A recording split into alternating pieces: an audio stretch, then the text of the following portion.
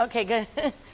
Okay, I'm just going to get started. I know people are going to kind of wander in, and so I want to try to be respectful of your time and start as much on time as I can. I'm Janet Ridgway. I see a couple faces that I've seen before here and there. I am an animal communicator, and a lot of you have probably heard of me over the years and what I do, and maybe some stories of people who have worked with me. I just wanted to start out talking a little bit about what animal communication is, because there's a lot of misunderstanding around it. I do training, but that's completely separate from the animal communication that I do. And communicating with animals is really more about you receiving information back from them. So everyone says, oh, you talk to animals, that's really interesting. Well, that's actually not very interesting. Everybody talks to animals. We don't always know if they're responding, or so many people say, oh, I make up voices for my animals, and I make up little things they say all the time. And a lot of times people are actually pretty correct with the things that they think they're making up in their head about what their animals are saying. Sometimes not so much, but other times they're right. So I do think it's something that everybody innately has within them. I just happen to be born, I think, with more of it, with more of a gift for it than other people. Just the same way you see somebody who's, musically inclined. By the time they're 5 or 6, they're playing the piano, and you're like, I can't, put 2 notes together to save my life. I do think that people come in with special gifts, but it's just like anything. If you apply yourself, you absolutely can learn how to do it too. If you're here, I'm assuming you probably have animals, or at the very least love animals, and want to know how to better communicate with your own animals. Usually it's more, I want to say selfish, more self-centered on our part, where we want them to do what we want them to do. Hi, come on in. Where we're trying to get them to do what we want them to do, which is okay. There's nothing wrong with that. But one of the things that I want to talk a little bit about is how a lot of what I do is negotiating. I consider myself, come on in, everybody. I consider myself more of an expert animal negotiator than anything else, because a lot of times it's a matter of saying, okay, I want my animal to do X and Y, and they say, well, I don't want to do that. And then we're like, uh-oh. So now what do we do from here? So that's the skill that I've learned over the years, is how to figure out how to meet them halfway. They get the human to meet them halfway, so their needs are met and your needs are met, and you just don't think they're defying you for no reason. So with that said, communicating with animals for me is about receiving information. Now, all of you, I'm sure, have heard of a sixth sense that you might have.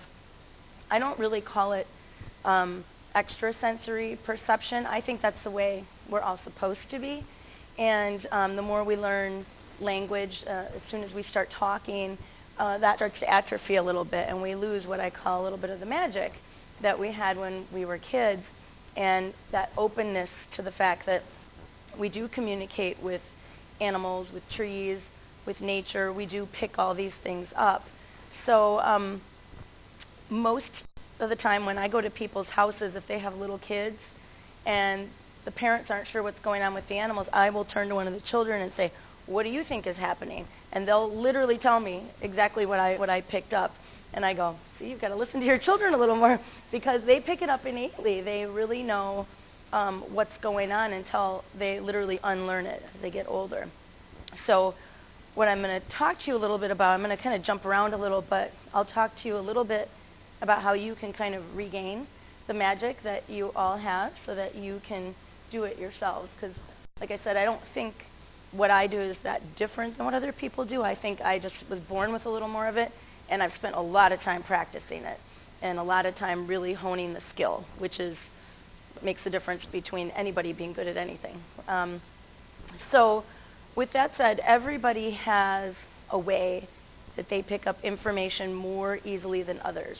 I am more clairaudient, meaning I hear things that other people don't always hear, and I'm also more clairsentient, meaning I feel things or just kind of have that knowing, where I'll just go, I just know exactly what the answer is for whatever reason. Some of you might be more clairvoyant, where you see things that other people might not see, And even if it's not that sort of woo-woo, like, ooh, I see dead people or anything like that, it tends to be what you're more artistically inclined toward.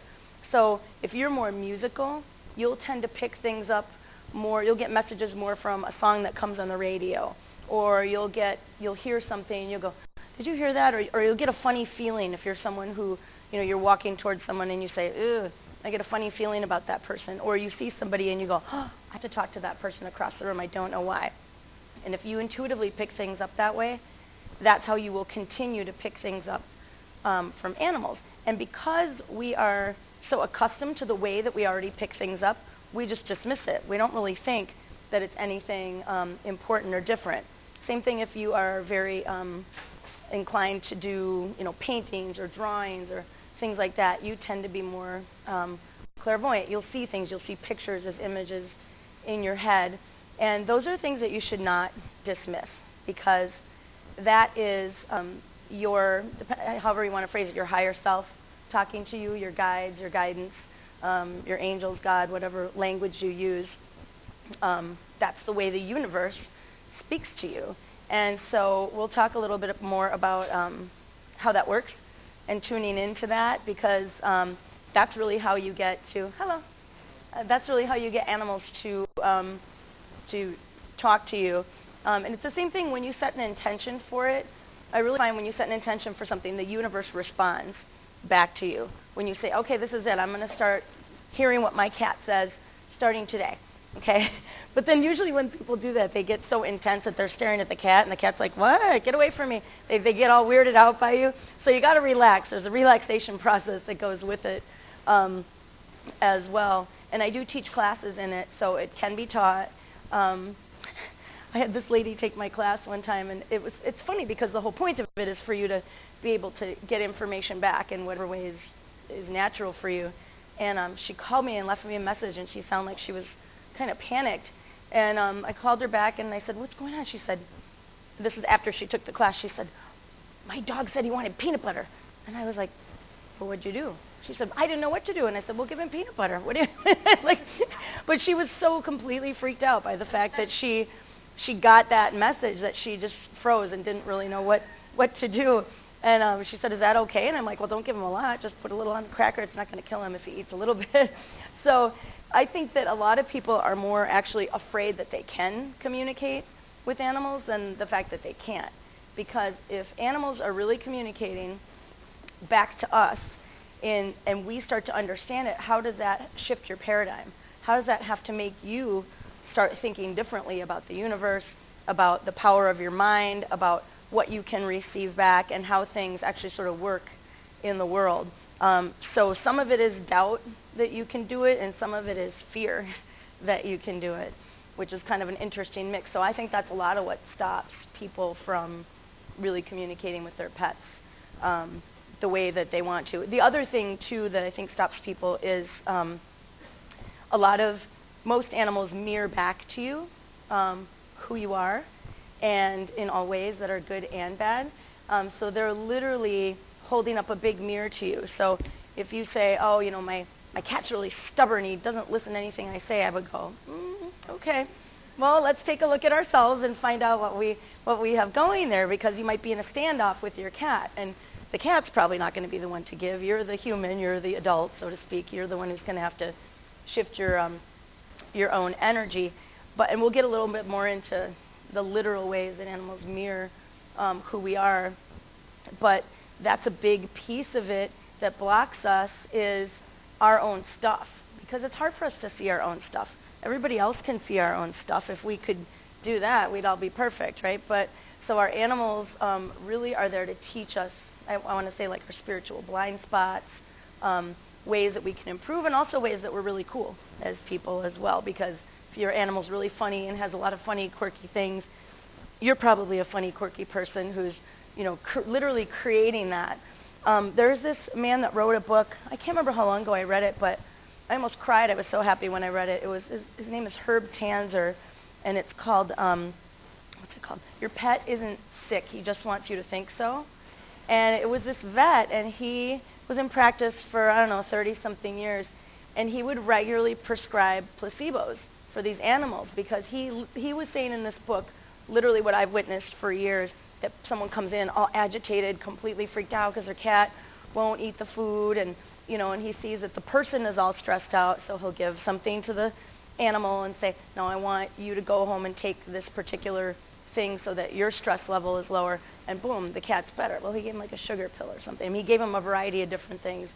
And he said about 80 to 90% of all the animals he saw had nothing wrong with them. And this is a vet saying this. He had nothing wrong with them. It was all emotional.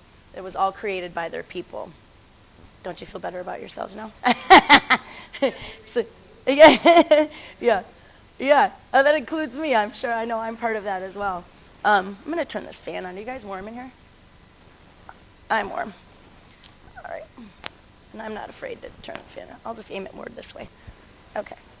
I was also out at a farm all day today, helping this lady who has, 10 cats, 15 chickens and hens. She had like 10 horses and 7 dogs. So I was there it was hot out. I was there all day. So I'm a little warm still. I'll cool down. Okay, so I just wanted to talk a little bit about who I am and, how I turned out this way. Because, when I tell people what I do, I get a variety of responses. Some people leap at me and go, I need your card right now, and other people look at me like I'm cuckoo. I get all variety of responses, and I've been doing this long enough that whatever the response is, I really don't care. I'm really very secure in what I do. It took me a long time to just accept that this is who I am and this is what I do, and whether or not you as a person that I'm coming to their house believes in it or not doesn't really affect very much what I do. It can block it a little bit at times, and make the process a little longer, but it won't really affect whether or not I'm picking up what the animal is saying. So that's the good news. When I first realized that I had this gift, well, actually, I don't think I really realized it till I was an adult, but I had a squirrel when I was I must have been in first grade, so like 5 or 6, who walked me to school. We had this big old tree in our yard, and he would come down the tree every day, and I wish I could remember what I called him. I'm sure I had a name for him, but I can't remember. So I'd see him every day. He'd walk me to the corner where there was a real busy street, and there was a crossing guard, and then that was it. He'd turn around and he'd go home, and at 3 o'clock when I was done with school, he'd come back and meet me, and every day we had this thing. So I was always talking about my squirrel to my parents, and they would go, oh, okay, that's nice. And I didn't really think much of it. And one Saturday I was outside playing with a bunch of my neighborhood friends, and I had a next-door neighbor. I don't know if you have a neighbor like this or if you are that neighbor who was in her yard all the time, like pretty much manicuring her lawn. So it was kind of a way of her to be a busybody, I think, more than anything else. But she was outside all the time, and I was saying, oh, there's my squirrel. And I overheard my mom say to her, she thinks she's got the squirrel that she knows which one it is, and it walks her to school. And the neighbor goes, oh, she does. I see it happen every day. It's the craziest thing. And I thought, my mom didn't believe me. That was the first moment where I really realized that they just were kind of nodding and saying, oh, that's nice, dear. And I thought, well, why wouldn't she believe me? So that was the first moment where, because, Disney characters talked, all the animals talked there, and I literally had animals talking to me. So I didn't think much of it. My parents, more so my mom, was very religious. She was fourth oldest of 15 kids in a Catholic family. They all went to the, Catholic school with the nuns and all that stuff. So I went through the whole process up until about, 4th grade or so. And don't get me wrong, I think Catholicism is a beautiful religion. I liked all the sort of pomp and circumstances. I liked all the, all the things that went with it. But I didn't totally understand what I was doing. I had to stand up, sit down, kneel. I always did the wrong thing at the wrong time. It never made sense to me. And then when I was in 4th grade, I still don't know what precipitated this. Neither does nobody in the family seems to remember why. We went to a Billy Graham crusade, if everybody remembers Billy Graham, and then suddenly we were born-again Christians, and I had no idea what that meant, other than we got to go to a different church that was really fun. It was like mostly African-American people in like closer to the inner city, and they were a lot more fun, and they would sing and make noise, and I'd be like, see, she talks in church, so it'd be like, woo, in the middle of church, and I was like, okay, this I can get into. And then we moved to northern Wisconsin, and it was back to like everybody was white and everybody was very, like your regular kind of church where everyone was quiet. And I said, are we Catholic again? What happened? And they were like, no, we're not Catholic. So it was very confusing for me because I personally didn't understand how everybody believed different things at one minute and then a different minute something else. I saw a lot of hypocrisy, saw a lot of things that didn't make sense. I asked a lot of questions. I was always going up to our pastor or minister and saying, he really took a rib? How did that work? He took a rib out of her? And I just never understood that. And then I'd ask, he'd say we sit at the right hand of the Father, and I'm like, no one sits on the left? How does that work? Everybody's on the right? Don't you run out of space? And my mom would get so mad at me to me, these were real questions, right? I really wanted to know the answers to these things. And in addition to that, my aunt married a full-blooded Cherokee man, and this was in the 70s, so everybody was kind of a hippie back then. And so the first time I saw him, I was like, whoa, he had hair way down here. He was wearing a little dead mouse hanging from his ear, and he had this crazy outfit on. And I saw him, and I didn't know what to make of him, but the first thing that happened was my dog ran right over to him and jumped on his lap, and I went, okay, he's fine. I know this guy is cool, and his name was Leroy. And so he talked to me a lot about Native American stuff.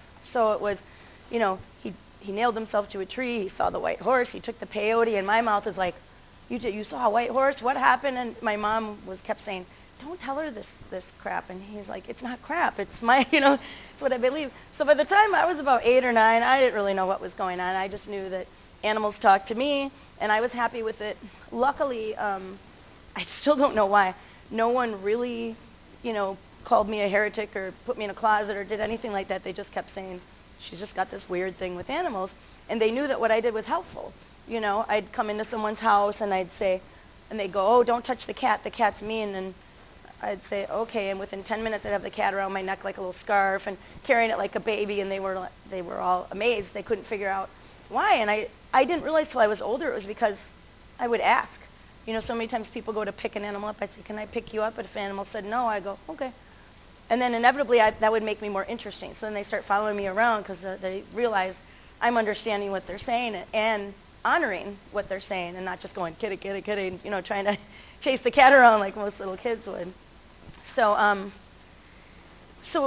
my belief system has changed a lot as I've gotten older, and I appreciate religion, and honestly, the more I did this work, the more the way I opened up more and more to it as I learned to meditate. I learned to tap into my own inner wisdom and sort of go this way instead of going through some other vehicle or some other group. And once I started doing that, it was almost like the volume got turned way, way up, not just for animals, but for everything, for other things to come to me. And I just started realizing, like, wow, I'm getting all this information, and I didn't really know what to do with it. So one of the things I do teach is spiritual development classes, because I wish I would have had somebody to teach me, all these things about how to protect yourself so that you're not just open to anything. And I don't mean that in a scary way. It's really like I can be around someone, not anymore, thank God, but when I was young, I'd be around someone who had a headache, and they'd start talking to me, they'd go, oh, I feel so much better, and they'd leave, and I had their headache, and I would take on all their stuff. I was like a big sieve for it. So it was my gift, but it was also the thing that would hurt me as well. It's being empathic, if you've ever heard that word before. So that was something I really had to work on, and I really had to move into that space of just shoring up my own energy field. It's not about keeping anybody or anything else out, or keeping evil out. It's not about that. It's about just making sure your energy field is strong so that you're bringing through your own stuff and can clearly interact with the human and the animal, so that you're picking up their stuff and it's not you projecting your own things onto them. So that was a big deal, me learning how to do that. And I really recommend meditation for anybody who wants to receive information from animals, because it's all about quieting the mind. When I first started doing it, I could not quiet my mind to save my life. I was terrible. I thought I'm never going to learn how to meditate. I was doing the one where it was silent meditation, and I kept having thoughts pop into my head. So I said to the instructor, all I keep doing is thinking of other things. She said, well, get a piece of paper and a pen and just write down your thoughts and then try to go back to it. So by the end, I had like my grocery list. I had a to-do list. I had like get butter, call grandma, whatever. And I never ended up meditating. It was so frustrating for me. And then I finally learned guided meditation, where there'd be someone talking. Relax your hands, relax your mouth, relax your face, going through the body, and then leading you places that make you feel relaxed or that make you have certain experiences. And that's what really did it for me, because I was very type A. There was no way I was quieting my mind. Now I can do it, but that's, years and years later of practicing. So if I can meditate, I swear anyone can meditate, because I was terrible at it. So with that said, so I had all these things with animals. I was just sort of a normal person going about doing my business. Started meditating more. I was a musician. Well, I still am a musician for a long time, so that's one of the ways that I receive information is words and sound. And then I went to school to become a teacher. So I taught at SU, and I taught at Northeastern in Boston. And when I was at Northeastern, I saw this little ad in a paper that said animal communication class. And it was some place like maybe 45 minutes away, and I thought, is that a thing? I didn't even know there was a class in that. So I went because I was curious, because I had always had this gift. Oh, and over that summer, over the 2 summers that I lived in Boston, I took a job, as a teacher, you have the summer off, and I wanted something to do, so I was a dog walker and a pet sitter. And it was really fun, actually. And I had to leave a note. The agency said you had to leave a note, and so I'd say I got here 2 o'clock, and, Blackie did number 1 and number 2, and he hates his blue dish, and please move the couch back. And I would just leave whatever they said, and then I would go. And after a couple of weeks of working at the agency, they started getting calls, and people were asking for my number, and I had to sign this, like a non-compete clause that I couldn't solicit other business, which I wasn't. I was just saying what I got, and so this one lady was very insistent. She said, oh, you're a pet psychic. And I said, no, I'm not a pet psychic. And she said, well, how did you know what he said? She said, because that dish was brand new, and we couldn't figure out why he wasn't drinking out of it or eating out of it or whatever it was. And we got rid of it, and he started eating again. They thought he was sick. Of course, they'd taken him to the vet. He was fine. He hated his dish. And then he was mad that they moved the couch, because the couch was in a spot where he could get up on top of it and look out the window. And they moved it to another spot. So for him, he couldn't do his job anymore. He was mad. And so I just said, I don't know. He told me. She goes, well, that makes you a pet psychic. And I said, no, it doesn't. So we argued back and forth about this. And I just said, it just came to me. It's nothing I can do. It's just spontaneous. So she said, well, I'd like you to come to my house anyway and just try. And so I think for about the first, 2 years that I did this, I prefaced everything with, well, I could be wrong, but, or this probably isn't right, but this is what I'm getting, or this is, I had a disclaimer on everything, because I thought I was just picking stuff up from animals because I knew the people, because I was always pet sitting for my friends, and, it was animals that I knew. But when I started doing it with complete strangers, I thought, oh, wow, I forgot that I had this when I was a kid, because, I'd lived my life, I hadn't really done anything else with it. So, anyways, I went to this class that I saw, and this woman who taught it, her name is Amelia Kincaid, and she's kind of a famous animal communicator. She's, I don't know where she is now, but she's from the LA area. She is Rue McClanahan's niece. You guys know Rue from the Golden Girls?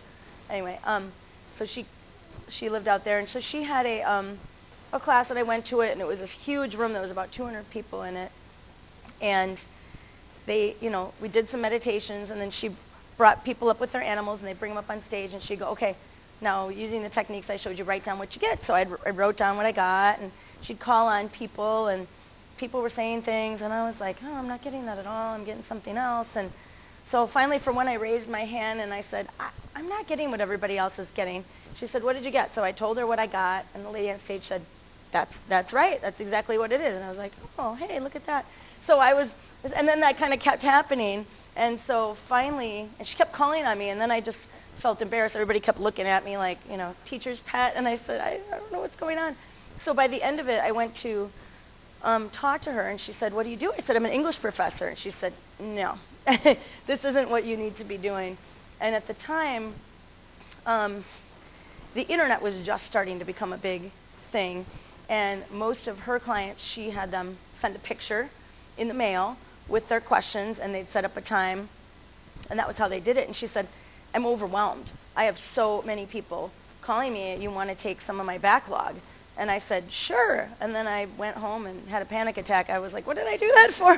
I don't know what I'm doing. And I did know what I was doing, but I didn't have the confidence at that time to think that I did. So she put me on her website, and that was kind of how I got started, from pictures. And so they'd give me a picture, and I get the questions, and then I'd call them, and then we'd have a conversation back and forth. And every single time, I was shocked. I was like, wow, they seem to understand what I'm saying. And that was really great, and that got me started. And honestly, I think pictures in some ways are easier to read than when animals are in person, because when they're in person, you got the cuteness factor, and they're moving around, and you're looking at the way that they're looking at you and interacting with you. In a picture, you are forced to be quiet. You're forced to go inside. You're forced to receive information, write down your impressions. And so then when you have a conversation with someone, you say, well, I don't know, I was seeing this. And they go, oh, yeah, I know what that was. It might not be what you thought it was, but it's correct. Like what the image was that you saw, they relate to. And so that's how I got better and better at it, is saying exactly what I felt, what I saw, or what I heard, as opposed to leaping to interpretation.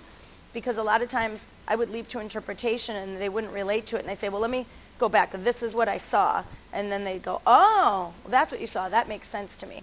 So as I got feedback from people that it was making sense, then I started to have to figure out, well, what do I do with some of this? Because some of it was, well, his leg hurts. He's limping around. Well, what do I do? I don't know. I'm not really sure. And so I was always interested in holistic health and healing, like for myself, because I had had a lot of health issues as a kid, again, because I took on everybody's stuff. But I started taking all kinds of classes in it because I wanted to be able to do more than just say, well, he's got a stomach ache, good luck with that. I wanted to do something else. So I got certified in holistic health and nutrition for pets. I've had that for a while. I'm a Reiki master. I highly recommend everybody learn some kind of energy work, whatever it is, whatever the form or tradition, because it really makes a huge difference. Because let's face it, most of you animal parents, your dog doesn't eat one meal, and you go into a panic. It's like, oh, I'm going to the vet, and $200 later, they're like, I don't know. They might give him an antibiotic, or they might say give him chicken and rice. And that's something intuitive that you could probably just figured out yourself. And that's not to say don't go to a vet, but I know I can see which of you parents are guilty. I see a lot of nodding people about that. And that's just what we do. Same thing with babies, because we freak out because they can't communicate back to us how serious it is and how they're feeling. So I recommend learning energy work. I also am finishing, hopefully within the next 6 months, my master's level of homeopathy. And one of the things that I have found, just trying to figure out where that was coming from. Oh, that's okay. Oh. No problem. One of the things that I have found over time, and I'll back up into this with some stories, is that whatever I recommend that the animal take, the person should take too. And that's why I like homeopathy a little bit better. I do herbal things, and I love Natur-Tyme. I love all their products. But I had to laugh during the herbal portion of my studies where they were talking about all the different herbs that you can give cats. And my question was, now, which one of your arms do you want to save in this process, your right or your left? Because you try to give a cat an herb, you try to slip anything in a cat's food, they're not having it. You can't just put it in and they're not going to eat it.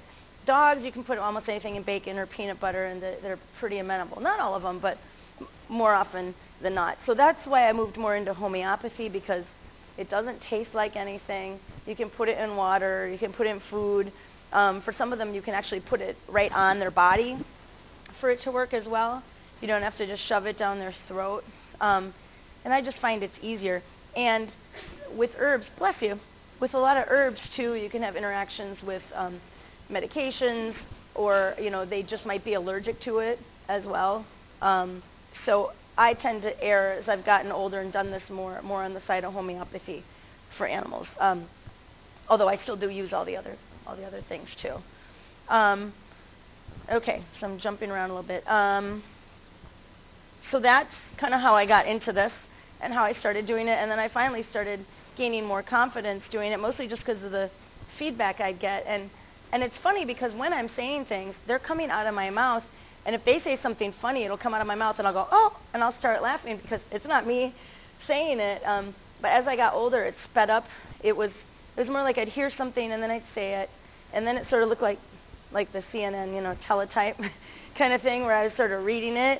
And then as I got better at it, it went faster, and then pretty soon it was just, I'd open my mouth and it would just come out, and I wouldn't really know what I was saying until after I said it. And that's because I practiced a lot, and it got faster and faster. And now it's just, I can look at an animal and we just kind of, it's just telepathy, basic telepathy, back and forth. And again, you all have this. How many times in your life have you thought of somebody, I wonder what they're doing. Next day you run into me, I was just thinking about you. That's not an accident. That's the universe preparing you and saying, hey, you're going to run into so-and-so. Or you're thinking about so-and-so, and you call them and they go, I'm really glad you called. I had something important I needed to tell you.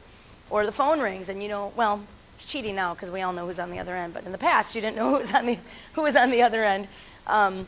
And you just kind of have that with people that you're close to, or even people you're just supposed to see or convey information with. I had a guy when I was in college, and I saw him literally every day. I would go different directions to school, and we kept running into each other, and we'd pass, and we'd start saying hi. And finally one day he stopped and he goes, all right, who are you?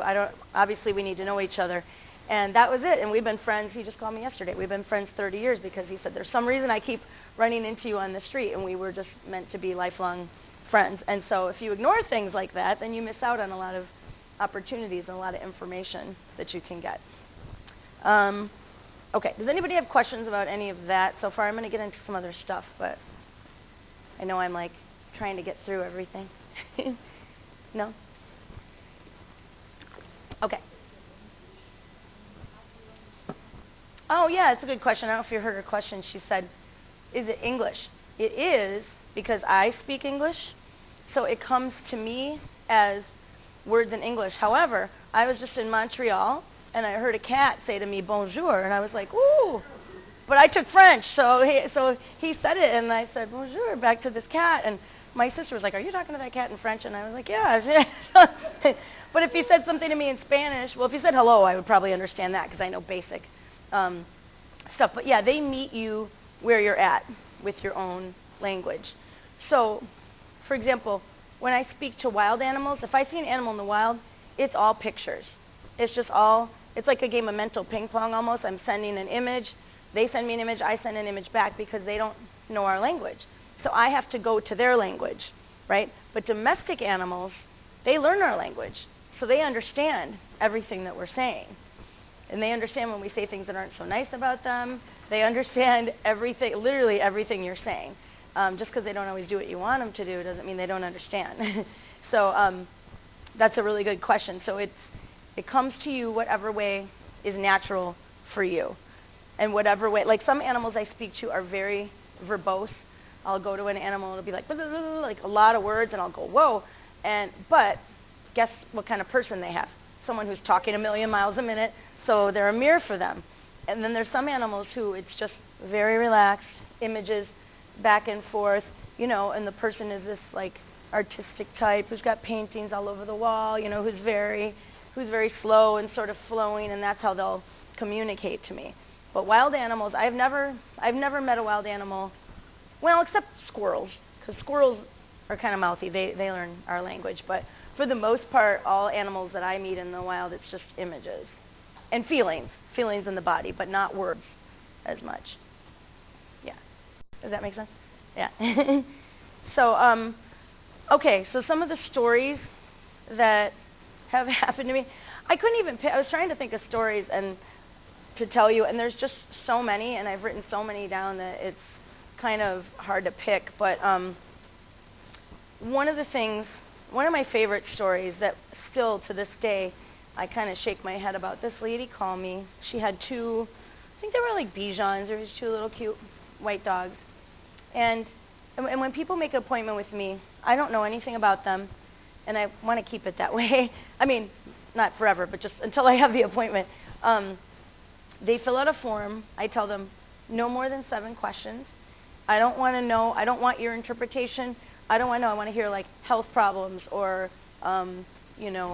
inappropriate peeing or whatever the thing is. So I want to know what I'm dealing with, because sometimes I bring my healing tools, but sometimes I'll bring like my homeopathy or different herbs that I'll muscle test them against. So I just kind of like to know, should I bring my whole bag of tricks? Do I just need a couple of things? What do I need to bring?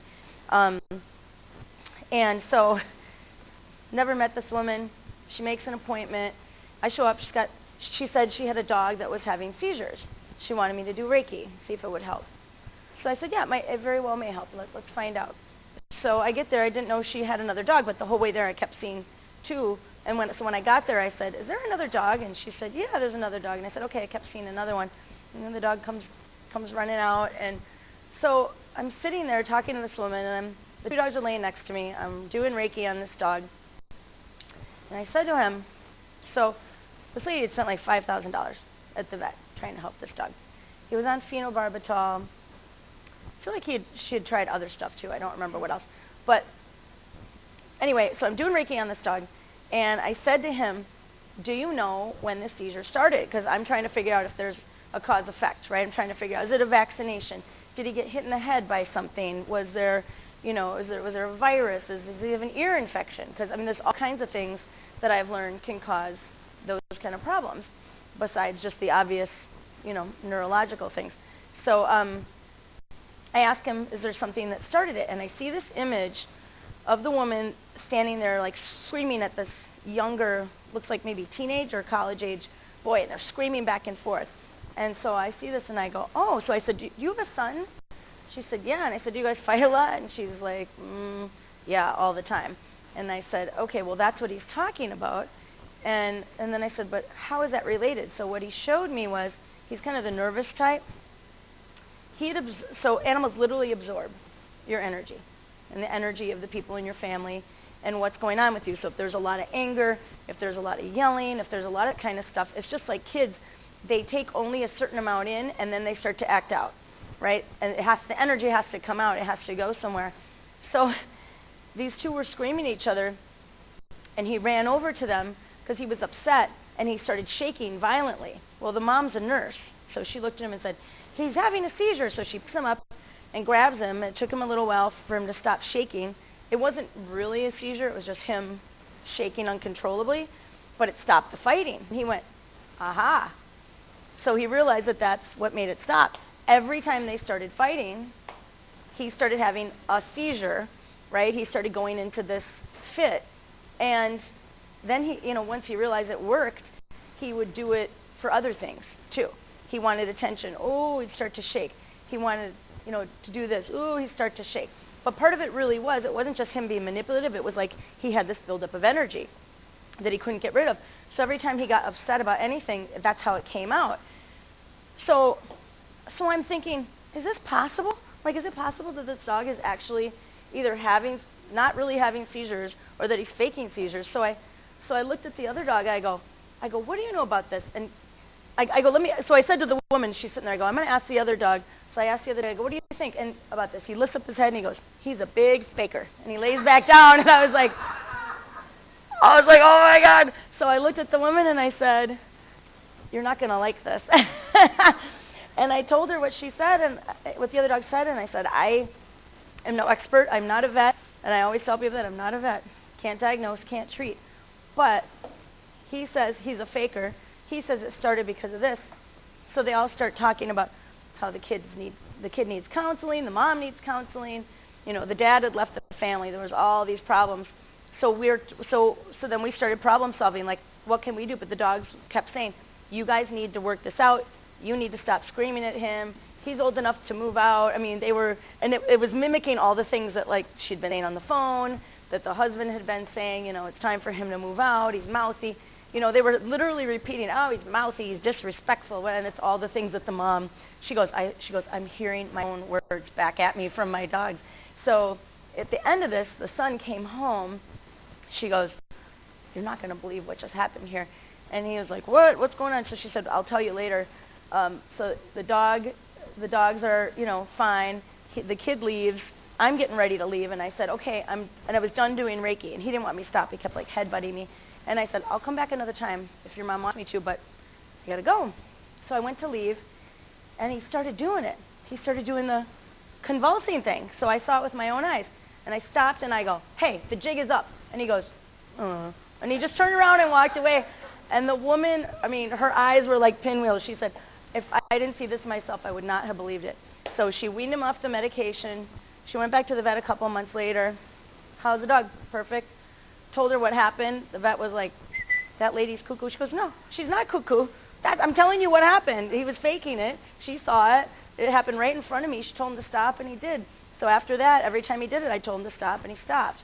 And I thought, I got to the car, and I was like, I'm writing this one down because this one was pretty strange.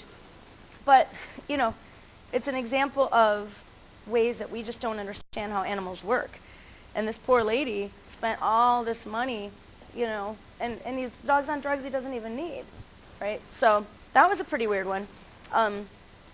What else do I get a lot of inappropriately peeing cats.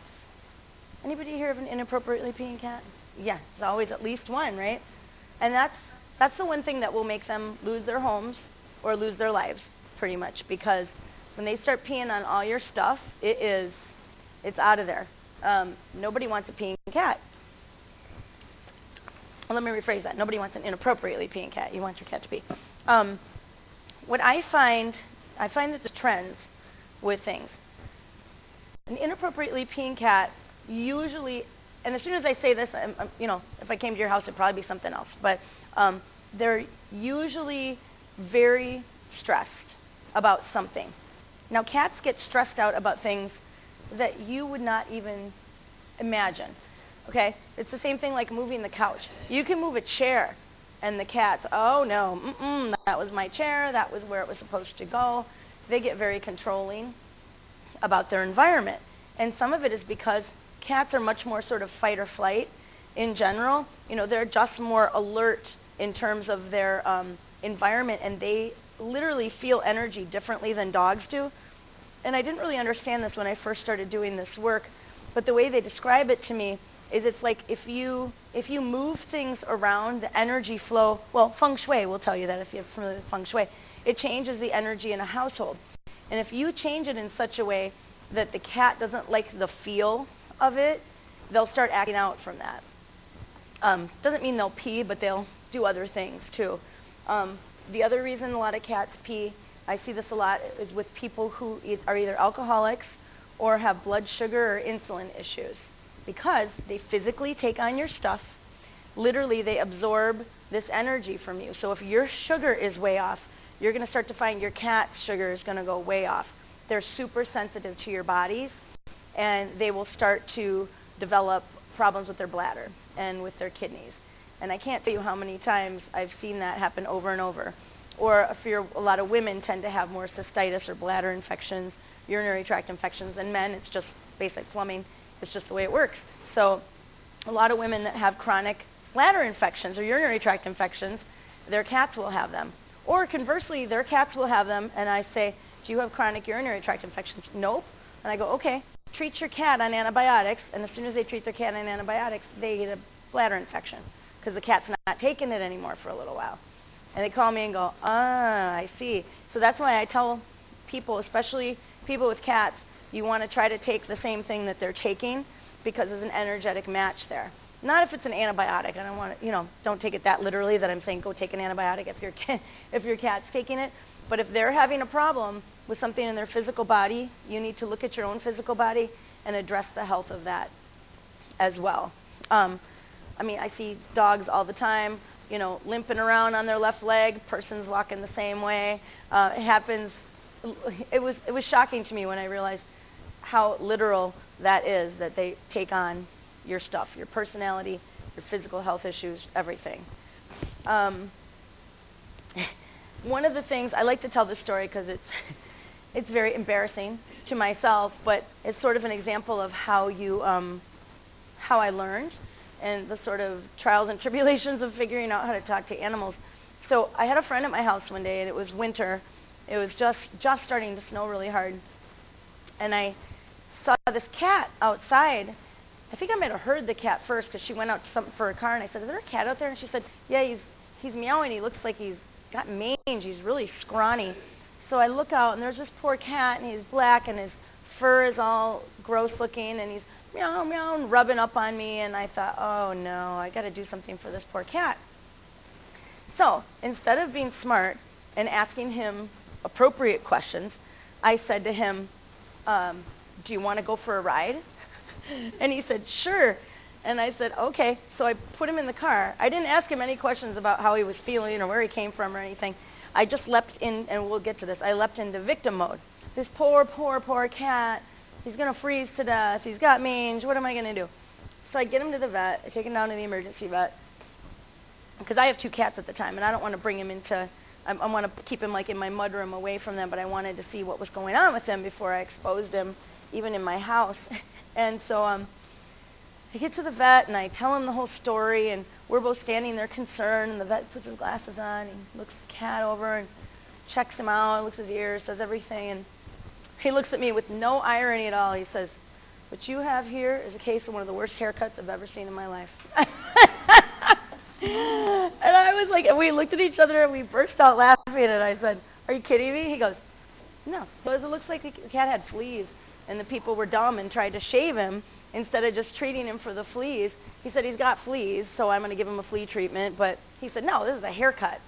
So I thought, how stupid am I? Here I am, the animal communicator, bringing this poor dying cat to the vet, who turned out lived across the street. I had no idea that's where he lived. So when I got him home, I said, "Why didn't you tell me?" And he goes, "Well, you didn't ask. You just asked if I was hungry, and you asked if I wanted to go for a ride." And the answer was yes. So, some of communicating with animals is not making assumptions about what you think is wrong with them. I see this all the time. Actually, I was out one day. This was a while ago. I had this cat named Ziggy. You met Ziggy, my cat Ziggy. She was a sweetheart, but she loved people, and she would just go up and greet everybody on the street. And I was literally outside trimming my bushes, so I'm behind the bushes, and all of a sudden I hear my cat going, "Rah," making this noise, and I look, and there's this lady with my cat walking down the street. So I came out and I said, "Excuse me, that's my cat. What do you do?" She goes, "Oh, I saw her, and I thought this poor cat is lost," even though she had a tag on, but the woman never looked. And this is what so many people do. I can't tell you how many people I know of, clients of mine, have lost pets because someone sees an animal, they make up this big story in their head about what's going on. This poor animal's abused. This poor animal was dumped. I hear that all the time. This cat was dumped. The cat was dumped. The cat was dumped. The cat's like, I walked here. They're like, I live over there. I walked here. And people will take animals all the time off the street because they think they go into that victim mode. I don't like the word rescue because it implies that there's victimhood and rescuing, like that you are all the rescuers. If there's a dog chained up outside starving, that's rescuing a dog. Okay, that's if there's a cat whose foot is stuck in a railroad track, or a horse that's drowning in water, that's rescuing them. Picking them up off the street and deciding to take them in isn't necessarily rescuing them, because there needs to be a certain amount of animals that are what I call the urban jungle. There are plenty of feral cats. I can't tell you how many people I know take in feral cats, and then it's the crazy cat in the basement who's unhappy and pees everywhere and has this horrible quality of life, and they go, "Well, he's being fed and he's got his shots and whatever," and it's like the cat's miserable. The cat wants to be outside. The cat would rather, meet its end in its own way and live its life and have fun and chase rodents and squirrels and do whatever it wants to do than live in your basement with everybody going, "Hey, I got a crazy cat in the basement." Don't do that. I really I applaud people who trap and rescue them and, you know, have them spayed and neutered and vaccinate them and then return them to where they came if the cat can't be integrated into the house. That's a really big thing that I see with animal advocates. So many people go into that pity and that victimhood, and it doesn't serve them. I had it put to me best by this dog, and I was pretty shocked about it. And my commitment is to say whatever comes through for me from the animals. I try to keep myself totally out of it. And believe me, I've said things that I'm like, I really don't want to say that out loud. I talk about people's sex lives.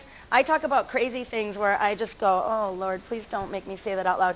And sometimes I'll say, can you say it another way? And they're like, nope. And they're just totally pleased with themselves, waiting for me to make a fool of myself and say it out loud. But I had this dog who this woman was very, like, she rescued this dog. And the dog had been there for probably 6 years and had behavioral problems. He had a lot of anxiety. And show me a dog with anxiety, I'll generally show you a person with anxiety. Doesn't mean you created it. You might have inherited a dog that was that way, which is fine. But this dog was full of anxiety, you know, had all these issues, and that's why she wanted me there. So she kept talking about the rescue, he was abandoned, and his past, and all these things that had happened like 6, 7, 8 years prior to that. And the dogs just kind of looked at me like, please help me. And I said, well, what do you want me to tell her? And he said, I need her to stop saying that. He said, I need her to stop calling me that, because it just kept reminding him of where he was before, and it made him stay stuck, and it made her stay stuck in, this poor animal's a victim, this is why he behaves the way he does. So every time he was out with anybody, he would do something that she didn't like, he'd go, she's a rescue, he's a rescue, you know, like it's this big dirty secret. And so what he said to me was, well, tell her, even though she was sexually abused as a child, I don't go around telling other people that, because it's not appropriate. And I was like, ooh, I don't know if I want to say that out loud, but I did, and I had to. And her whole demeanor changed. She went, how did he know that? And I said, well, he's your dog. He's in your house all the time. He knows this. And he wasn't saying it in a mean way. He was being very direct and respectful and saying, you know, you don't go around saying, well, I have weird behaviors because of this. He said it keeps you stuck in it. You got to not identify with it anymore and just say, where are we going to go from here? What are we going to do to move on from this behavior? And literally just say, okay, we're done with that. We're going to start something else. We're going to just say, moving on and figure out a new training pattern, or, you know, some kind of homeopathy or some sort of flower essences, or what is it that we're going to do to start moving you away from the behavior, and only addressing the behavior at this point and not the trauma that brought them there. And science has now shown us that the more and more and more you talk about trauma that you've had beyond just the processing of it, the more you stay stuck in the trauma. That's what your brain does. It just keeps you in this big loop, and it doesn't let you out of it. And that's what I see with a lot of animals. They don't move out of their trauma because their people don't let them, because they're too busy going, poor dog, poor cat, poor horse, poor whatever. Move past it. Like, you know, spend the appropriate amount of time feeling bad about it. Spend the appropriate amount of time telling them it's never going to happen here. I'm going to take care of you. We're all good. We're moving on. And then do it. Move on. Move on from it and work with that energy. And I think if a lot of rescue people adopted that they'd find that their animals got better faster and they were more adoptable faster. Okay, so the last thing I'm going to talk about, and then I'm just going to open it up for questions. Wait, is it the last thing? Yeah. Okay, so here's how you make animals change their behavior. It starts with your energy. So it's first, what does your energy feel like? Are you calm? Are you relaxed? Are you nervous? Are you agitated? You know, how are you? Are you zen or are you not? Okay. Then it's your thoughts, because thoughts are things. Anything you're thinking about an animal, you're thinking at them. Anything you're thinking near an animal, you're thinking at them. Anything that you're thinking about your animal when you are at work, you are thinking at them. They pick up everything because there's cords of energy between you. Once you are bonded with an animal or a human being, there are cords of energy there. You can be with a person and break up with them and not be with them for a year, but still feel their energy. You can still be affected by their moods.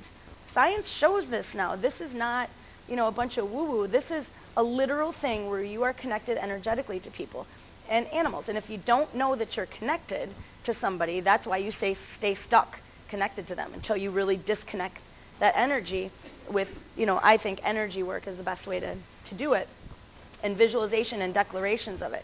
With your animals, you don't want to do that. You want to stay connected to them, but you don't realize how connected you are to them. They pick up everything. They pick up all of your stuff, whether you're in front of them or not. So it's actually good because your thoughts are things, and you can communicate to them what you want, not what you don't want. So what happens, if I ask people, for example, like, well, what do you want? What do you want in your life? What are you trying to create? Well, I just don't want to be poor anymore. Okay. Well, but what do you want? Well, I don't know. I just don't want to be fat, though. I don't want to be poor, no. I don't want to be fat. And people will tell you everything they don't want, but you ask them what they do want, and they go, I don't know. It's hard for them to picture. It's hard for them to think about it. So it's almost like you just have to pick something and pick an energy and say, I want to be happy. I want to bring the feeling of joy into my body. And from that, things will start showing up in the universe. Maybe you don't know what the form is. Maybe you don't know what it's going to look like. But it has to come from within of the energy of what you want. And you probably have evidence of this in your lives, right? When you've done that, things have shown up. So with animals, when you have that connection with them and you're thinking at them what you want them to do, that's the repetitive thing that's going to make them start going, oh, she wants me to do that. Because every time, you go to work, you're thinking, oh, the cat's going to pee on my bed. And you come home, the cat pees on the bed, and you're like, ta-da, there it is.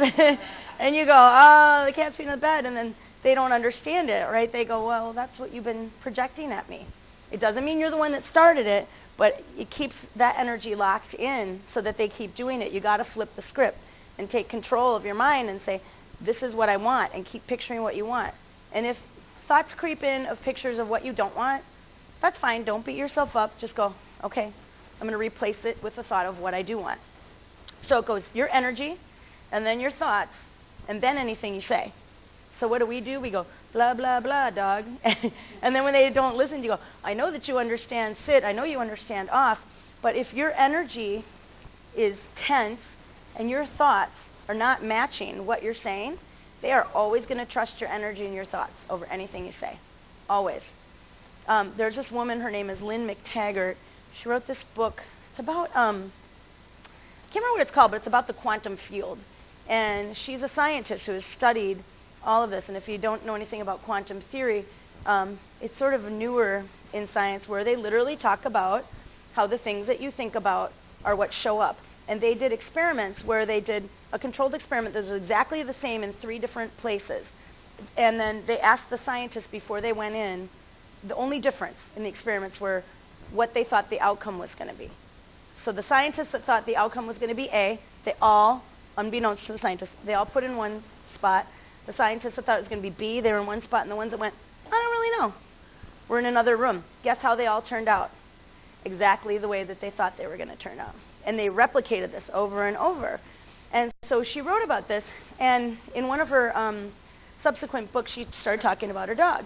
And she started talking about psychic phenomenon, which, again, I don't even really like that word because it implies some kind of woo-woo that I don't really agree with because I think we all have it. It's just picking things up in a form that isn't someone literally speaking words at you. And she was with her dog, and she ran into some, I'm paraphrasing the story, she ran into some snooty lady, and the snooty lady made some comment about her dog, some rude comment right in front of her dog, and picked up his leg and peed right on her. This dog was like 9 years old, never done anything like that before, and she was like, oh, and she looked at the dog, and she said he had this very proud look on his face. Of course, the woman was, very unhappy, but she left, and she said, he understood that she insulted him. She insulted him, and he peed on her.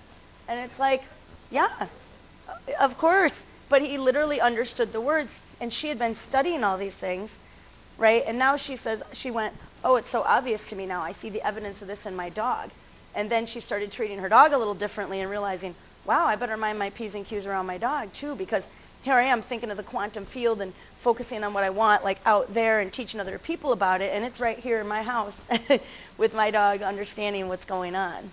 So I thought that was a pretty cool lesson for her, and just kind of illustrates, animals have feelings, animals know. I mean, I still get shocked when people ask me that. Do you think animals have feelings? I'm like, is that even a real question?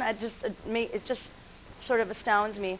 Or when people will say, well, my dog is really dumb, what would you say to that? And I always say, animals are a reflection of their people. I mean, that's just what it is. It just means that you're not saying the correct things to get your dog to do what you want them to do. Or you're disrespectful to your dog. So your dog is refusing to do things because you're not being nice to your dog. And the dog's like, I don't want to do that. I don't want to listen to what you say. It's like a defiant child. If you don't honor your child, if you don't have an honoring or a listening for them, they're not going to respect you, and they're not going to do what you want them to do. And it's the same thing with animals. So, yeah.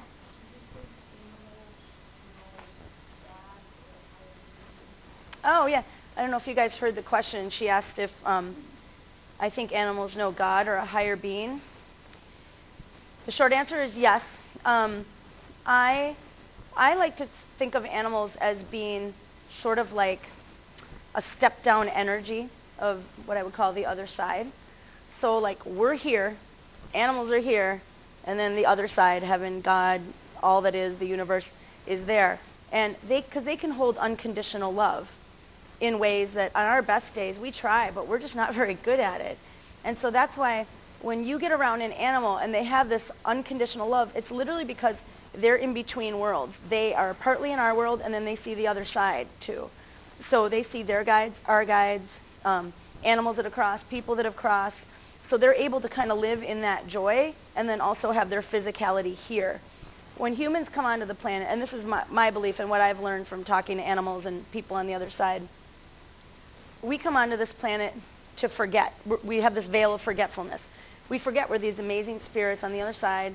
So I come here and I pretend I'm Janet Ridgway and I walk around, I drive my car and I do my thing. But this isn't really who I am. This is just one aspect of who I am. And with animals, they don't have karma. They're not here finishing things up. They're here to help us. And they're here in service.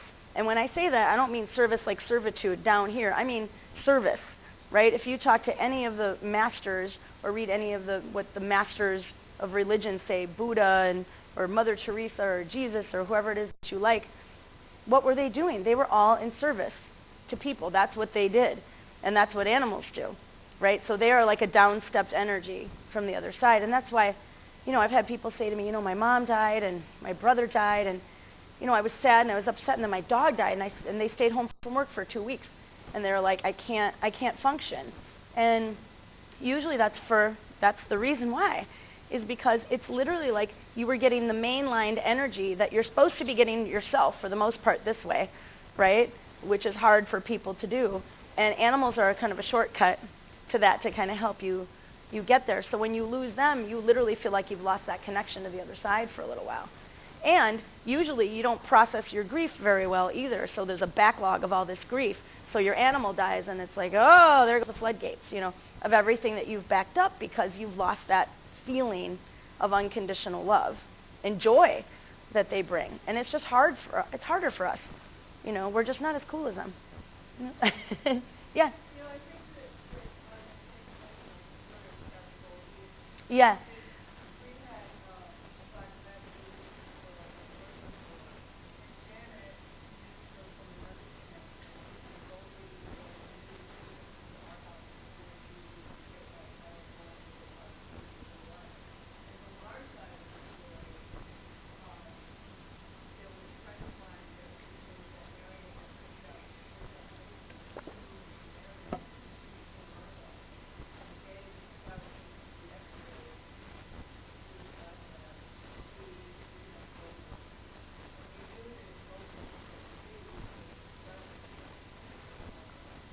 Yeah.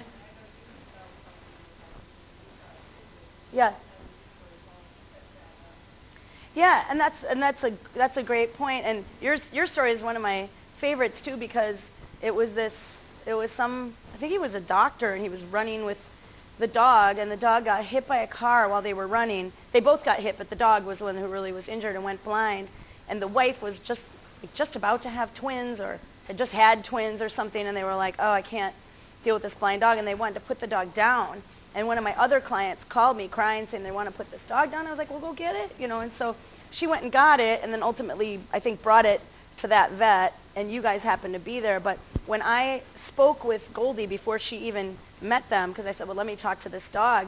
She goes, oh, it's fine. I'm going somewhere. I'm going to be with a black dog and a family. Like, she knew exactly where she was going. She knew exactly what she was doing.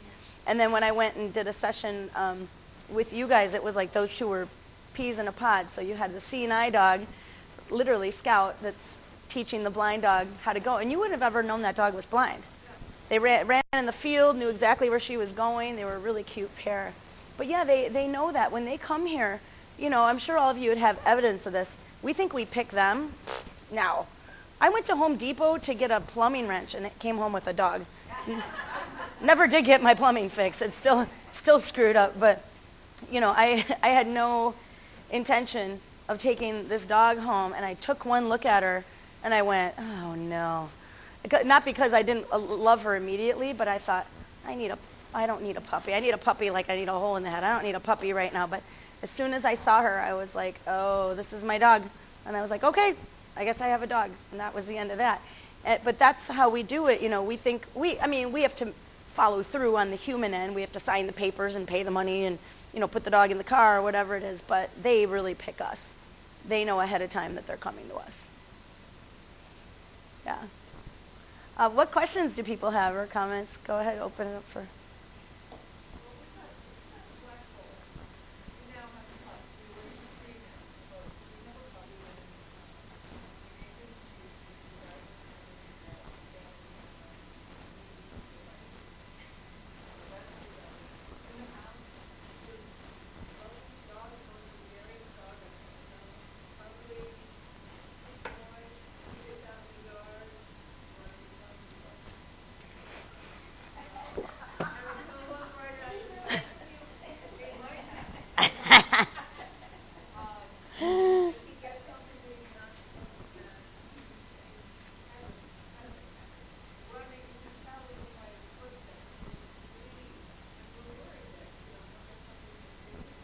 You know what just came to me?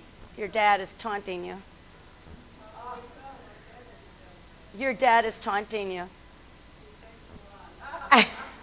Just say, Dad, can you please stop? I mean, and animals, and so that brings up there's a little more to it than that, but that brings up a good point, because, you know, when people pass over, a lot of times people will say, I saw this butterfly and I swear it was my mom, you know, and they get that kind of thing. And it isn't that your mom literally becomes a butterfly, but animals make agreements a lot of times to allow what I call like a walk-in or a step-in, so that another animal or a person can animate themselves through that animal to show you that they're there. I've had owls follow me around for 3 years. Literally, these owls follow me all over the place. They show up in places where owls do not belong, and people are like, oh, there's your owl, and I'm like, okay, what now? And it's not always the same owl, but it's like the owl family follows me to tell me things and give me messages. So that's a real thing. They actually do that. If you think you're crazy when that's happening, you're not. They do it. Yeah. But we'll talk after. I'll tell you what. Yeah.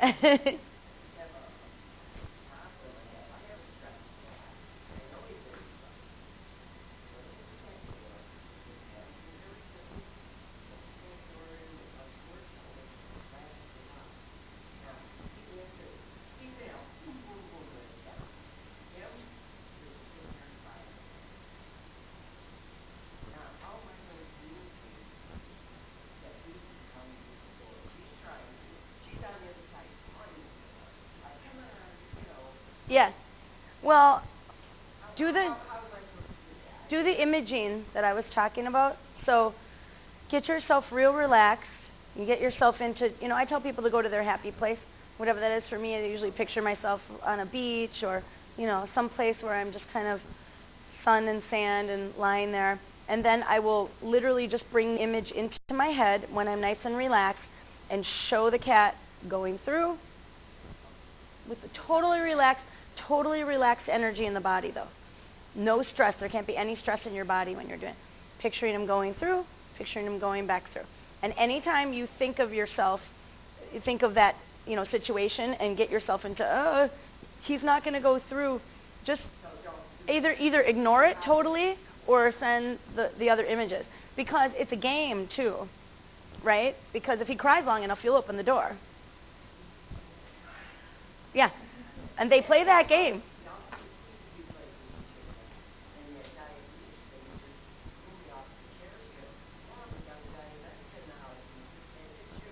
Yep.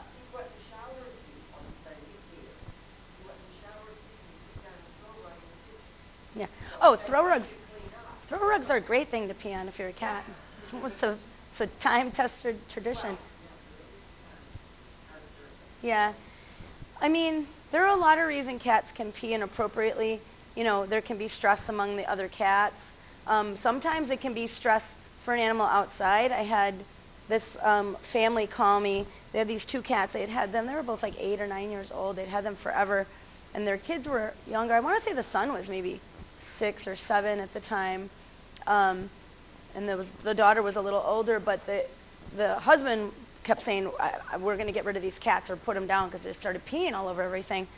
So she called me crying, and she said, you're our last resort. Otherwise, he's going to kill our cats. And I'm like, oh, no pressure. Great. So I show up and start asking the cats what's going on. And they had, for whatever reason, they had this sliding screen door that they had decided to cut a hole in instead of making like a proper cat door so they could go out. Well, not only could they go out, apparently there was a stray cat who wanted to come in and started saying to them, oh, I can come into your house anytime I want. And they're like, no, you can't. Yes, I can. So they kind of did that whole thing. So they were peeing all along that part, and then they were territory, and then they were peeing in the garage.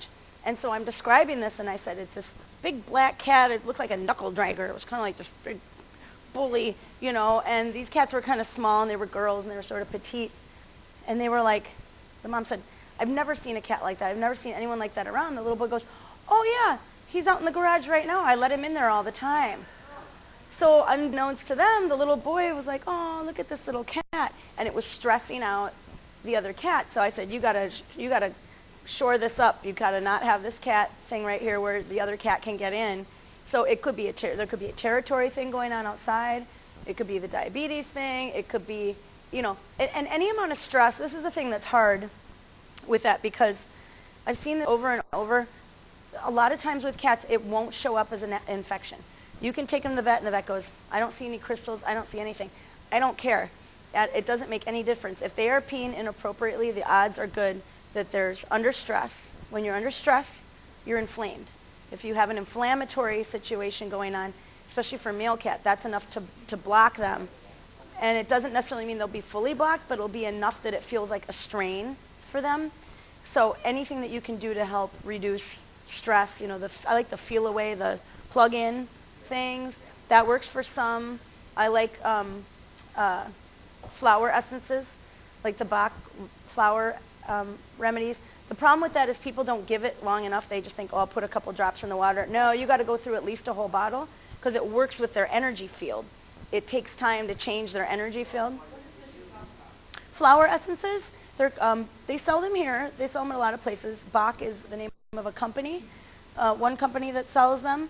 And it's kind of like an herb, except for it's just a very specific part of the flower. And they usually taste a little bit sweet. They're liquid, and it works. Put it in their water? Yep, you can put it in their water. You can put it in their food. Yep, and it has directions on the back for how to use it. It's usually a little different for animals because you want to give them less than you would for a human, obviously. Yep, yeah, exactly. And that's why it's energetic, why I call it an energetic remedy, kind of the way homeopathy is an energetic remedy. Herbs tend to be more body-based, I have found. They'll handle a lot of things, but flower essences and homeopathy tend to be more energetic, meaning it literally works on the emotions and the energy field too. So that's why I like them a little better for animals, because most physical things with animals is an emotional thing behind it too. Of course. Yeah.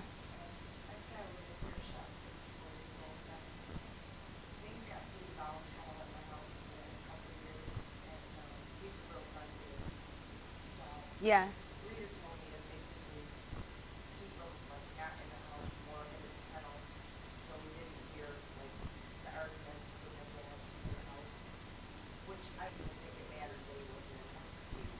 Because he sensed the energy when he was in there. Yeah. Yeah. Oh boy. Was that there before? So my advice to that, it. Not to interrupt you, but it was also coupled with lack of socialization because I couldn't leave the house and my dad, yeah. Stuck there with me. Yeah, that's like a complicated one. That's something. I'll give you my card, but it could be a lot of things. You're probably gonna have to start over and start retraining him from the very beginning, just like he's a puppy, and just say like he's brand new to you. Structure. Mhm. Yeah. Yep, structure, exercise, discipline, trying not to crate him as much as possible, get him as much exercise as you can. I would also clear your house. I would do sage or some kind of... Okay, great. But I can't even let him run loose. Does he go after people? When you say fear aggression, what do you mean? No, I kind of... He did. He started doing that. Does he go after you or people in the household? Or people he doesn't know? He did go after me. Okay. Yeah, that's usually stress. I would work on you. Yeah, I am. Seriously. Yeah. No, I mean, I do. Yeah. Yeah, I live in Syracuse. Yeah, and when I say I would work on you, I mean I would work on you too, but I mean literally, and work on your energy field. Work on meditating more. Work on finding ways to de-stress yourself. Perfect. And release a lot of that. Because if you've ever cared for an elderly parent that has Alzheimer's or dementia or whatever, it's awful. It's really, I mean, they revert to like little children, but except for they're large people and they're harder to control. Oh, there's no question. Oh, I love them. Yeah. Yeah. Oh. But they're more understanding. They're very sensitive dogs. Yeah. Well, it just depends. It depends on the animal, and it depends on their job. Because each animal that is with you has a job. So if there's multiple animals in a household, they'll divide it up. And it's kind of weird if you've ever had animals that have done this, where all of a sudden the roles will flip for some reason, and you go, wait, why are you acting like this now, and you're acting like this? They'll like get tired of doing what they're doing. They go, oh, it's not working. You take her for a while.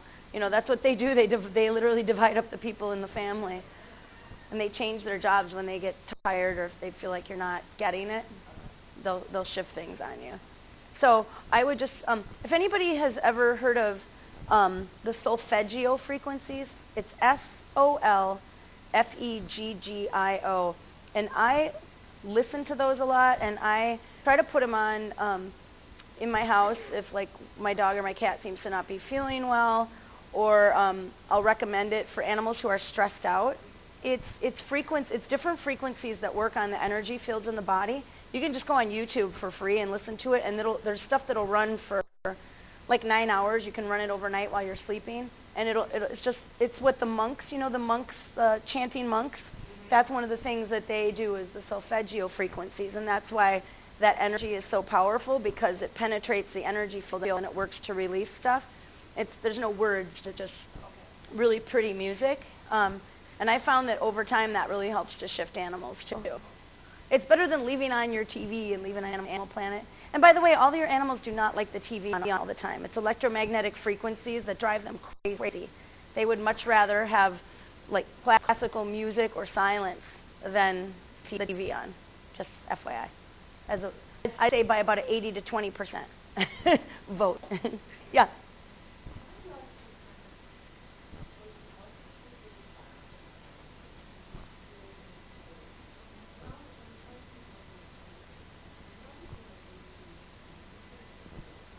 Yeah. That's usually what it is. Did you have an animal that crossed? Mm-hmm. Yeah, that's usually what they do when they're talking to one of the other animals, because if they have a spot that they like to hang out. I'll see it a lot too in like sliding doors or fireplace doors where they see them anyway. They see them as their spirit body, but they like to see a reflection of them in something. So sometimes they'll do it at a place where there's a mirror or some glass that's nearby that they can see their physical body off of. they can still see them and communicate with them. It just takes them a while to get used to them not being in physical form anymore. But yeah, that's usually what it is. Occasionally it's a person that's crossed over. But if it's, if they're looking down as opposed to looking up. Yeah. Yeah, next time he does that, just say, who do you see, and see what you get. Or go over and sit near him and see if you can see anything. Yeah. Yeah.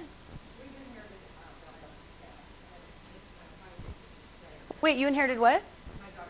Oh, your daughter's cat. So first I thought you said a dog cat, and I was like, wait, what? Oh, yeah, no. I'm not familiar with that one. And I was not ever crazy about cats, although her cat is very unique. Unfortunately, Ooh, don't do that. No decline. I'm just saying to the world. I was totally against it. Anyway, long story short, you talk about pain, but you never talk about cats pooping in inappropriate places. Does the cat poop in inappropriate places? Well, she did that one time. Mm-hmm. And just a couple weeks ago, we did one more time again. So the interesting thing about cats and their bathroom habits, cats are meant to have a really huge territory. So sometimes if you have 2 cats, you better have at least 3 litter boxes, period. Especially if there's a male and a female, because what'll happen is one will go in one and they'll go, oh, it's like your grandpa going in and going to the bathroom. You go and you go, God, Grandpa, you know what I mean? You got to stay out of there for half an hour, and if you really have to go, what are you going to do? So usually there'll be, for one cat, my cat right now is elderly. I have 3 litter boxes for her because she is so finicky. Her back hurts. So she has one that she can pee in because it's comfortable for her to get in the particular position because it's lower. So she exclusively pees in that one. For the pooping one, she has the deeper ones because she says she likes the way it kind of covers her so nobody can see, even though there's nobody there. It just makes her feel better.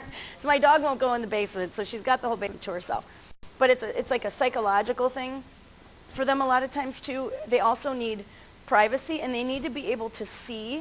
They need to be able to see if somebody's coming at them. So cats. Yeah.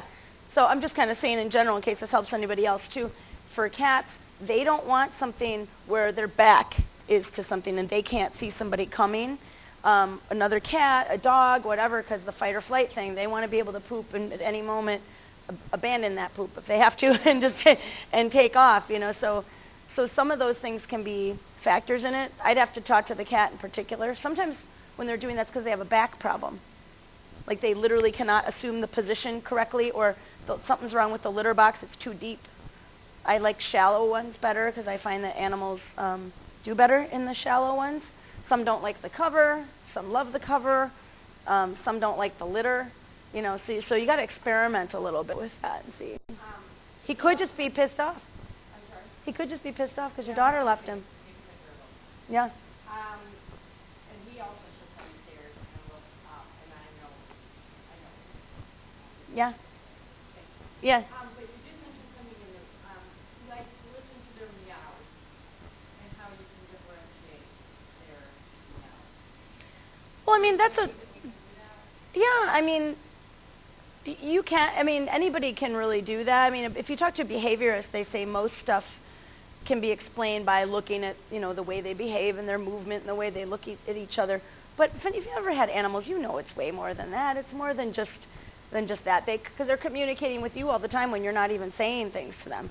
I can think to my dog, I wonder what my dog's doing if she wants to go to the park. Boom, off the bed, down the stairs, looking at me. I don't have to say a word. So you can differentiate with the sounds. When a meow is like, meow, I'm irritated, where it's meow, meow. That's not as hard to figure out. But the specifics of what they want, it's different if they're like, hey, go get me some wet food. Once you start hearing that, then you'll know, okay, it's pretty clear. But most people know out of habit, this is their meow when they want to eat. This means they want to go out. And that's just observation, over time. So the more that you spend time with the cat, the more you'll figure that out. But yeah, different meows do mean different things, for sure. Yeah, she had a question first, and then, yeah. Yeah. There's a lot of different kinds. I've probably learned literally like a dozen different kinds of energy work. I do Reiki. I've learned shamanic healing. I have energy healing tools. I have a bunch of crystals and things in my bag that I use. Some people will just do visualizations, like a really easy one you can do. I picture, and again, insert your own language here. I ask God or my guides or whatever to bring energy down above my head, so I picture a big ball of light, of golden light, and I'll just wait until it feels the right shape and size, and then I'll just bring it and run it through my body and out my hands, and then I just ask that this healing goes for whatever it's supposed to go for this animal. And then I will hold my hands above them or on them. I always ask them, hey, can I do this on you? Usually I do it above, especially if it's something your animal's not used to, because it freaked my cat out the first time I did Reiki on her, even though she wanted me to do it. I did it. She got this weird look on her face and ran and hid, and I couldn't figure out why, and it was because she said it wasn't your energy. It felt weird, because she knows what my energy feels like. But I was bringing through higher energy, right? So I do it, sometimes I do it on a picture first, and then I'll do it above them, and then I'll do it on them. Some animals will accept it immediately on them. But you're just asking for whatever it is they need for their healing, for their highest good. You take yourself totally out of it. Any healing tradition that tells you that you're the one doing the healing, don't follow that. Because you can do that, but you'll deplete your own life force energy. And you won't bring as high and powerful of an energy because our energy is limited, right? So I just ask, so whatever it is, Jesus, God, your guides, the universal energy, and I bring it through and I say, whatever it is that they need. So, let's say they're limping around. Well, maybe the source of it is stress. Maybe it's their back. Maybe it's their foot. So you don't want to just say, I want this to go to a particular thing. It's going to work its way through whatever layers. So you can just look some stuff up online, too, and look up energy healing work. There's a lot of different traditions. It just takes practice. And the good news is when you're doing it, you're bringing it through you, so you're receiving it as well. Yeah, so when you're done with energy work, you should feel energized. Yeah. What was your question? Oh, that's a hard one. Yeah, because they feel the barometric pressure way before we do. Some people have had luck with calming collars. That's a brand name. Other people have had the Thunder shirt. There's another one too. There's another name brand. I can't remember what the other one is. The hormones, the plug-in hormones, pheromone things. There's a few different brands of those. Those can be good. I usually tell people if your animal's going to be scared, let them go to the place that they feel most comfortable. They'll hide under something, or if you have a crate, I put a blanket or a towel over it so it's covered on 3 sides so it feels like a little cave, and put things in there for them. You just want to do things so that they're going to feel comfortable. My dog, for whatever reason, when there's thunderstorms, she won't get in the tub, but she'll get next to the tub and hide. I have this really funny picture where she hides behind the shower curtain, so all you can see is her feet.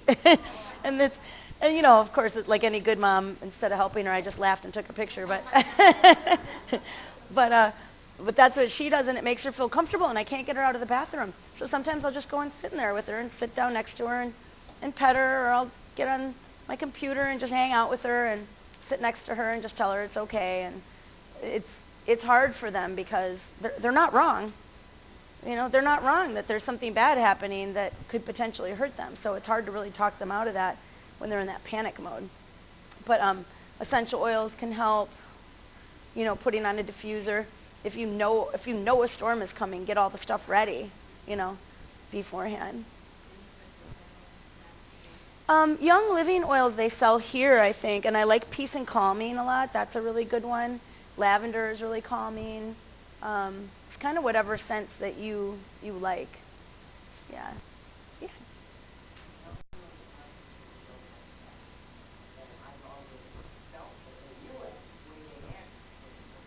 Oh yeah. Don't invite them over. Problem solved. Yeah, exactly. Yeah, well, and just say, it'd be like if they came over and didn't like your husband and were rude to them. I mean, what would you do to that? I'd be like, excuse me. Yeah. Well, because they're trying to change their mind. It's like if they're allergic, too, they do the same thing. They do the exact same thing. They pick out the person who's allergic and they run right over to them and try to get on their lap because they're trying to help them energetically. Because when you close your heart down to an animal, any kind of animal, any breed of animal, they sense it, and their job is to help you. Their job is to help raise your vibration. So if you're closed down, they're like, ooh, we got a live one here. I could try to figure out a way to fix it. So they make a beeline for you. Yeah.